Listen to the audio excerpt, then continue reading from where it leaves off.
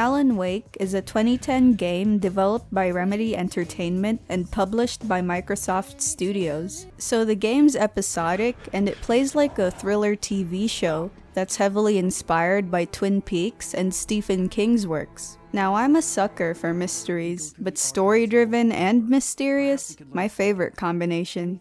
The game opens with the protagonist Alan Wake talking about a nightmare where he was heading towards a lighthouse. Throughout this playable sequence, his car hits some hitchhiker who turns into a shadow axeman.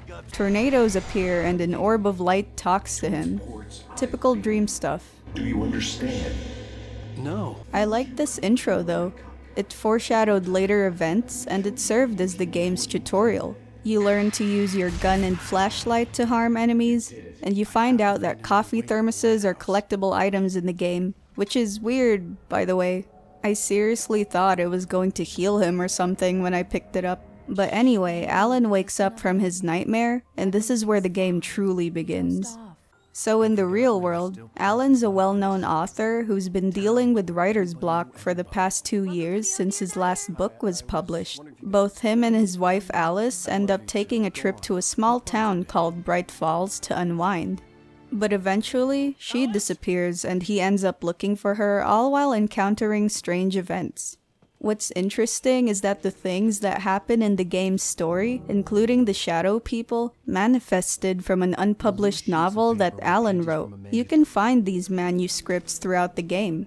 Each paper gives either details on the story and characters, or a sort of glimpse into what happens next. I found some of them a bit spoiler-ish, but they mostly added to the game's mood. Apart from playing like a TV show complete with copyright music, Alan narrates the events in the game so it feels like a novel too. It fits really well considering how much literature plays in the story. Light is incredibly important in this game. Your flashlight is a big part of the game's mechanics. Most of the game is spent in dark, foggy areas, with other sources of light being uncommon. Because of this, it's important to stock up on Energizer batteries, the longest lasting battery. Yep, there's product placement in-game. And yes, it was a little distracting at first, but it blended in nicely. So as shown in the intro, flashlights are used to break down an enemy's defense. After that, a few shots and they're gone. The combat is okay when there's 3 or less enemies, because they're easy enough to dodge, but it becomes way harder after that. Not only do those enemies sprint towards you when you're not boosting your flashlight at them, they throw axes too. And Alan is so unfit, he runs out of breath after running for barely 10 seconds. Put all of that together and you're dead. Can't blame him for his terrible stamina though. He probably spends most of his time sitting in his room and writing. A+ for realism, I guess. Things do become easier to deal with later on, when you learn how to manage Alan's lack of combat experience, but you'll still get whacked from behind from time to time.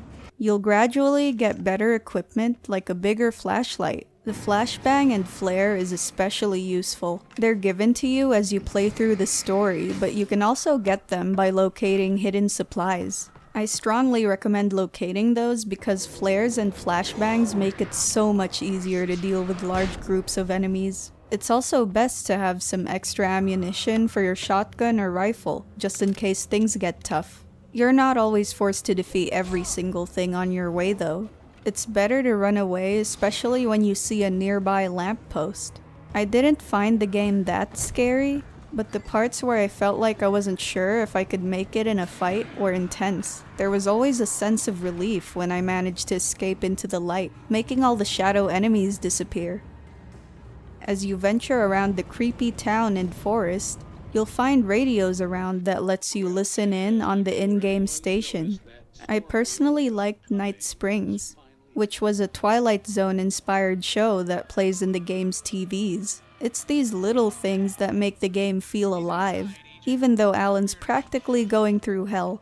It's too bad that the side characters didn't have much screen time, because I thought some of them were really cool.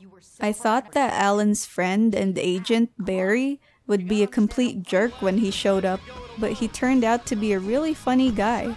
What are the Christmas lights for? Protection, man! As for things that I didn't like, the lack of enemy variety is one of them. My least favorite things to fight were the objects. Literally objects. Later in the game, you'll encounter poltergeists that take over random materials, from crates to heavy machinery. Those were the most insane battles, to be honest. I mean, how can one guy using a flashlight with such terrible stamina fight a freaking bulldozer? So I enjoyed Alan Wake. I think the game still looks good despite being released in 2010. Environments are detailed and the forest is creepy, especially with the ominous fog and the excellent sound effects. The light mechanic was unique too, and it was fun trying to guess what would happen in the story, even though it was a little predictable at times. I didn't like the ending that much though, and the following 2 DLCs that are supposed to give more answers ended up making me even more confused. But I guess this is one of those games where the journey is way more enjoyable than the outcome. Oh, and I played a little bit of the spin-off game, Alan Wake's American Nightmare. But I won't be making a video about it because I didn't find it that interesting. What I loved about Alan Wake is the thriller vibe it had going. And I liked the story better too. This game's more action-driven, which isn't a bad thing. I mean, there were a lot of gameplay improvements, but it just didn't hold my attention. I do hope that a true follow-up to the game is made, because so many story-driven and episodic games have come out since 2010. It'll be cool to see a new Alan Wake with the same production value as today's games. I'm curious about Remedy Entertainment's other games though, so I might check them out in the future. Let me know what you guys thought about the video. I was actually thinking of doing a video on a scarier game for Halloween, but I figured it was time I tried Alan Wake. I can proudly scratch that off my mental checklist that I made up just now. Anyway, happy Halloween and see you in my next video.